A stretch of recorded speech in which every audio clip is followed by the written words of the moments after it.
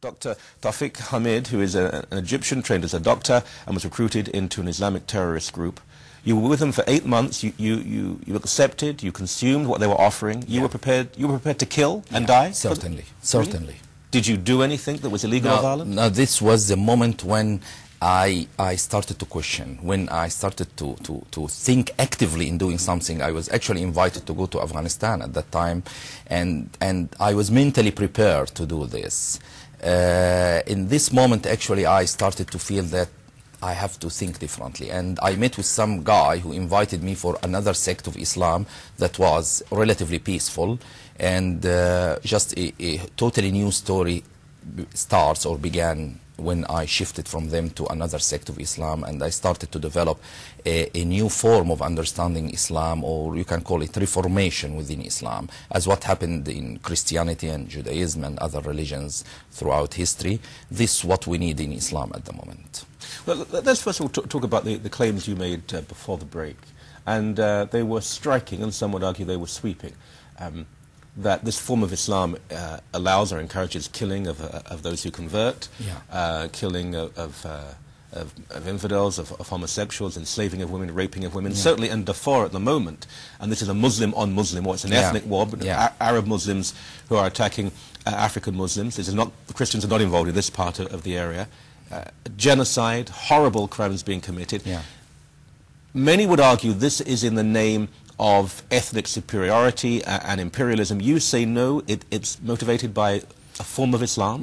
Why Christians who live in south part of Sudan are not doing this at the moment? Why it is only Muslims? This is the question. There are Christians who live in the area and they don't participate in these acts. So there is element. There could be other co-factors, but trying to deny the concept that this sort of teaching or Salafi Islamic teaching promotes violence is just not true or not correct. How influential is it? Because we all know, I mean, there's a lot of banal suburban analysis of Islam from people who are too frightened to really get to the heart of the issue here.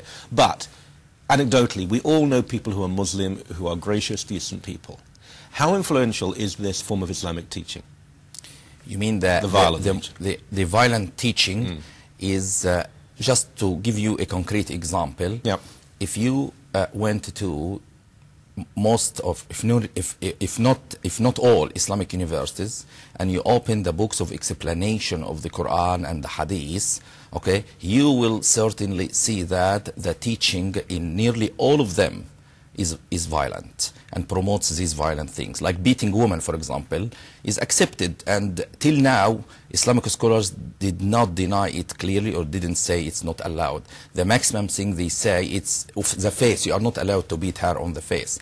But the concept of beating women is still there, okay?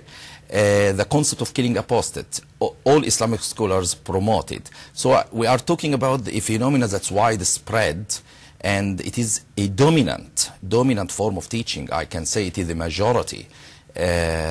Majority certainly believe in this. But take Iran, for example. Now, there is a ceiling for women. There are positions they cannot achieve, but there are many women at university in Iran. There are women in positions of influence. There are some women, obviously, who suffer, but they could make the argument that there's huge amounts of pornography and abuse in Western societies.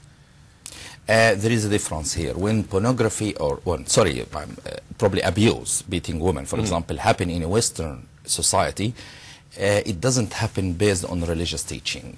So someone who is drunk beating his wife, he can next day say, I did a mistake, okay? But when you justify this to someone telling him that God himself allows you to beat your wife, then you can change this person from an innocent person to someone who starts beating his wife based on this justification from God himself. So there is huge difference here. If someone did a crime, his conscience may tell him that this is wrong one day and he might change. But if someone feels that God is justifying this crime to him, then it's very difficult to change. And that is probably the real core of the problem here. I just want to reiterate this point, or to challenge you on this point.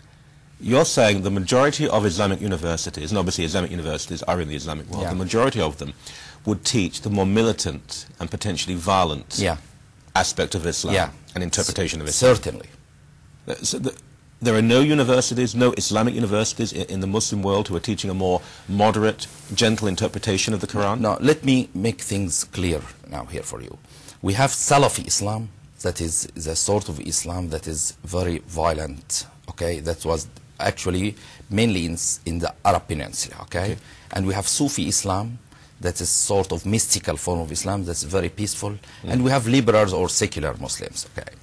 If some young Muslim asked a question about killing apostates or beating women or calling Jews pigs and monkeys or such things to a Salafi Muslim, okay, he will bring to him hundreds of references to support these violent things from the Islamic literature, and you can check yourself. It's not a problem. It's available now, and you can check. So they can bring him hundreds of references supporting their views.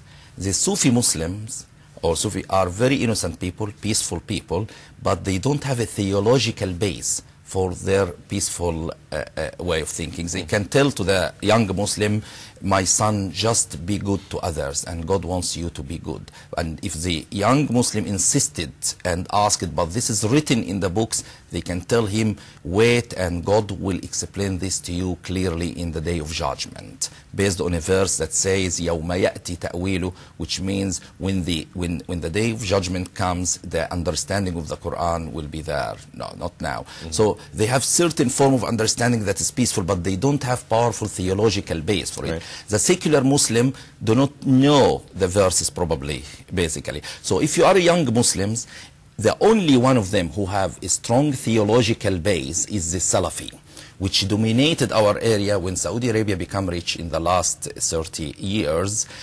We in Egypt and other countries start to look to this form of teaching that dominated their area. We were moderate, relatively moderate, 40 or 50 years ago, relatively. And we started to say Allah or God blessed the Saudi by petrol because they adopt this sort of Salafi teaching, which is crystal clear on the sword of the flag and the words, no God except Allah and Muhammad is a prophet of Allah.